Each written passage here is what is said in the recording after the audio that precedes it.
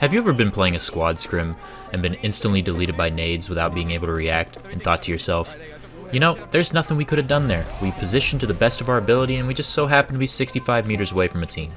Well, I'm here to tell you that you're wrong. Let's take a deeper dive into zones and their behaviors and how it should affect your positioning. That's unfortunate. First, let's start by talking about some basic properties of zones. Here we have first zone from the FNCS finals of week 3, and as you can see, there's a lot of congestion on the south side of zone. This is because the zone has to move the most distance from bottom to top because the zone is a north zone. Because of that, there's a lot of congestion in the southeast, and there is a lot of congestion in the southwest. Let's use this team here as an example. If they want a clean rotate, they will take the north side of zone, which you can see they are doing, so that they can avoid the incoming congestion from the south.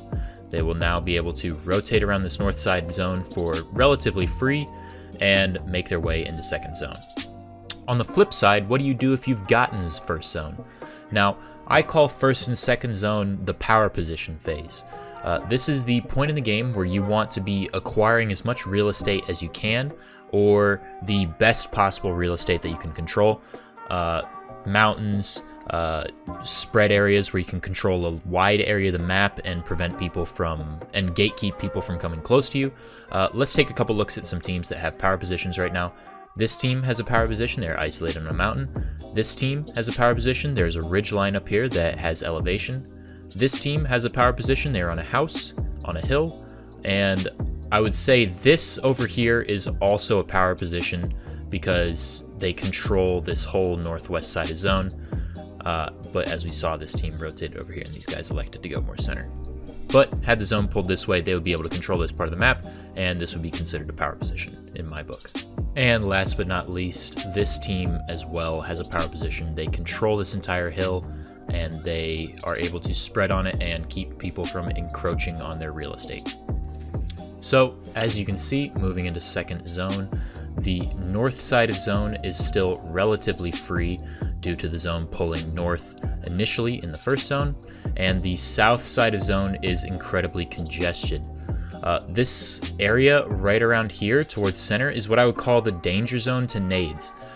You're more likely to be 65 meters from a team the more center of the zone that you get, which is why it is ideal to ride edge in squads so that you can avoid players and avoid nade stacks.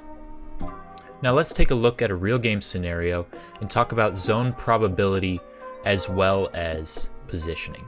So as you can see, we have taken a position in center of first zone and we are quite spread, controlling a lot of space.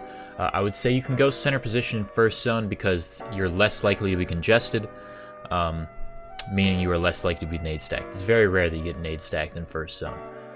So yeah, we acquire our power position, and now let's move on to second zone. So now let's talk about second zone. Second zone has appeared, and I have marked a position desirable for my team. We want to ride the north edge of zone because we know that there will be the least amount of congestion because the zone pulled north on first zone, and now we want to get over to the left because of the amount of space that the zone has to move in this second zone. Now let's talk about probability for a second. So second zone is a weird zone. You can't go center circle in second zone and guarantee that you're going to get third. The zone can play very awkwardly in second zone, so it's worth to gamble a spot that will grant your team the best possible rotations to third and the best possible positions. The way I like to think about positioning is I want to position in a spot that if zone does pull on me, it'll be a much easier path to win the game, but if it doesn't pull on me, my game will not be completely ruined. So you have to find that balance, and that's what this video is aiming to do. Third zone, we are blessed enough to land an edge of third zone, which I do find quite desirable here because as we talked about, I'm riding the north edge and I'm on edge, so it is highly unlikely that we have any teams within our area that could possibly grief us. And if I play out the video, You can see that we are controlling this entire part of the map. There's nobody anywhere near us that can throw nades at us. There's nobody anywhere near us that can contest us. We are controlling this north side of zone, this northeastern side of zone fairly well, and we have created a lot of space for us. As you can see, we have pretty free rotates to the southwest. If you look this direction, there's no teams in front of us. There's a team over here that we would have to worry about, and there are teams across the river, but there's nobody that we would have to fight through to rotate to the next zone. So I end up making the call that I want to stay here and I want to gamble this spot, because I think that, hey, you know, like, we're on an edge. We're at a pretty ungriefable position. Let's just hold this edge, and if we don't get zone, then, you know, we have a pretty free rotate to fourth, and we're not going to throw our game rotating to fourth. But if we do get lucky and we do pull fourth zone, we're going to be in a great spot to potentially win the game, or at the very least secure a lot of placement.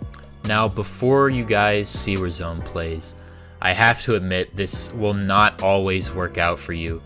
99.9% of the time, you are probably going to be making the rotate for fourth zone when you play this edge, but we got really blessed this game. I don't want this to seem like I'm nitpicking. Like, I think this video was a good demonstration of why I ride edge.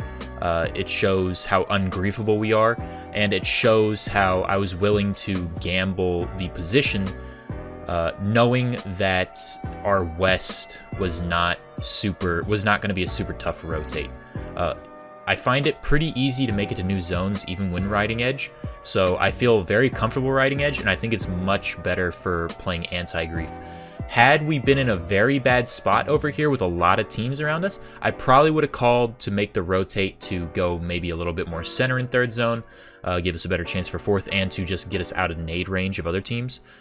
So I can't take full credit for the fact that we got so fucking lucky that we pulled this zone. But yeah, I thought this was a good example on why I gamble these probabilities. I think that zone probability is much... I think the zone probability is much more important in this season, and understanding when you should rotate and when you should hold your spot is very important for doing well. We do not get fifth zone here, but we do end up going on to win the game. Fifth zone pulled pretty close. We were able to ramp a team, and we got blessed with sixth zone. In conclusion, be sure to rotate away from congestion and ride edge to avoid nade stacks. Control your power positions in first and second zone. And finally, understand zone probability to best determine whether or not you need to rotate. Anyways, I hope you guys enjoyed the video. Be sure to follow me on all my social media, and drop a like on the video.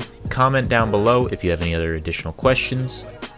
And yeah, have a good rest of your day. I will see you guys in the next one. Peace.